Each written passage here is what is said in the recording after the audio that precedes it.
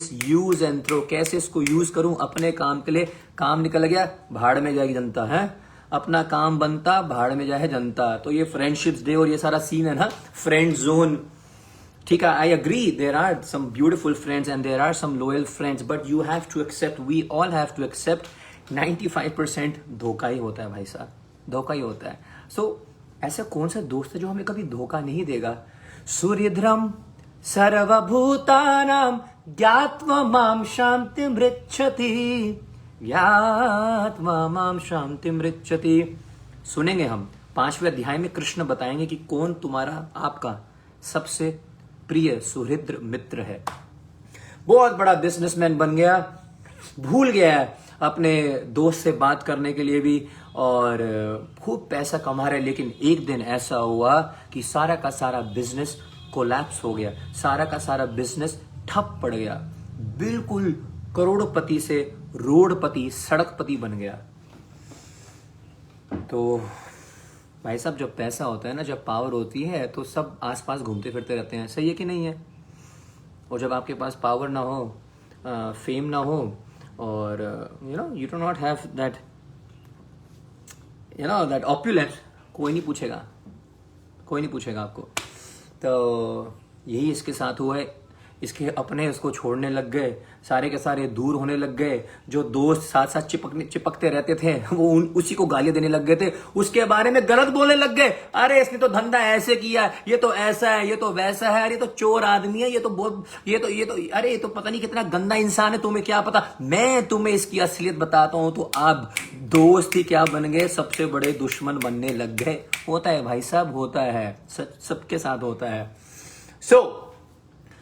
बड़ा दुखी होकर फिर, अब वैसे भी 40-45 साल की उम्र हो गई है, बचपन में 5 साल के लिए खेला उस वृक्ष के साथ, स्कूल में भूल गया, जवानी में भूल गया, पैसे चाहिए थे तो सेब सारे निकाल दिए, और उस समय 40-45 साल का हो गया था।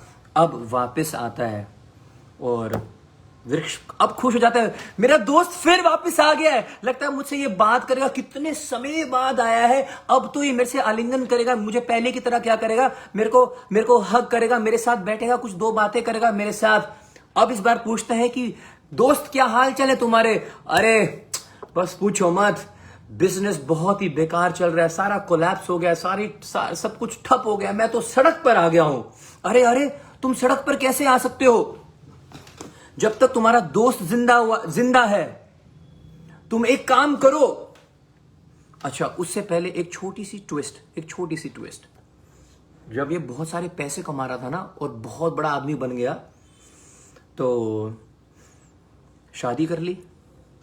सॉरी यार, शादी के चक्कर में ना बंदा हर चीज भूल जाता है, राइट। तो फिर शादी आ गई बीच में, तो इसने शादी कर ली थी। अब शादी करने के बाद बंदा थोड़ा सा टशन में डबल हो जाता है। वो, उसको घूमना फिरना है, उसको जाना है भाई साहब, उसको सब जगह जाना है, उसको मालदीव्स जाना है, उसको वेरेवर, कहाँ जाना है, लास वेगास जाना है या ग्रीस जाना है। अब ये मत बोलना कि मेरे को यहाँ जाना है, जस्ट जो भी शब्द मेरे को दिमाग में आ रहे हैं, उसको जाना है, घूमने के लिए जाना है। तो ये वापस आया और अपने दोस्त को बताया, देखो शादी वादी हो गई है, खूब पैसा कमा रहा हूँ, बहुत बढ़िया है। अब मेरी इच्छा है कि क्या मैं करूँ, अब मैं थोड़ा सा घूमने फिरने के लिए जाऊँ, और नदी के पार, ये देखो तुम्हारे तट के नदी के पार कितनी सुंदर सुंदर जगह है घूमने के लिए। लेकिन अगर मेरे पास एक अपनी नाव हो ना, अपनी एक बोट हो, तो मेरे को पैसे खर्च करने की जरूरत ना पड़े। तो दोस्त ने बोला, वृक्ष ने बोला, अरे कोई चिंता की बात ही नहीं है, कोई चिंता की बात नहीं है। एक काम करो, मेरे सेब तो अब चले गए, मैं तुम्हें सेब तो दे नहीं सकता हूं। तुम एक काम करो, मेरा जो वृक्ष का जो ये the structure, the wooden structure of the tree, तुम एक काम करो, इसको काट के एक बोट बना लो, एक नाव बना लो, और तुम क्या करो, आराम से नाव में बैठकर घूमो फिरो और अपना आनंद से रहो, मस्ती करो, क्या दिक्कत की बात है। तो अब इस क्या नाम है, दोस्त ने उस वृक्ष का जो पूरा ढाल है, वो सारा का सारा काट डाला। पहले तो सेब काट डाले थे, टहनियां काट डाली, और अब बड़ी बेरहमी से, इसको उससे कुछ मतलब नहीं है, बस अपना काम निकाल रहा है, सारा का सारा जो ढाल है वृक्ष का वो काट दिया, और काट कर बहुत जबरदस्त अपने लिए क्या बना ली, नाव बना ली, बोट बना ली, अपने बच्चों को, अपनी वाइफ को, चलो घूमने फिरने चलेंगे, घूमने फिरने के लिए जाते हैं कई साल निकल जाते हैं घूमने फिरने में, मस्ती में। अब ये व्यक्ति 70-75 साल का हो जाता है और अब इसके बच्चे इसको पूछ नहीं रहे हैं। बच्चे क्या कर रहे हैं, पिता घर में बैठा है आराम से और खाना मांग रहा है, बच्चे बोलते हैं चुप, ज्यादा बोला मत करो, आप दिमाग खराब कर रखा है, चुपचाप खा लो बैठ के आराम से।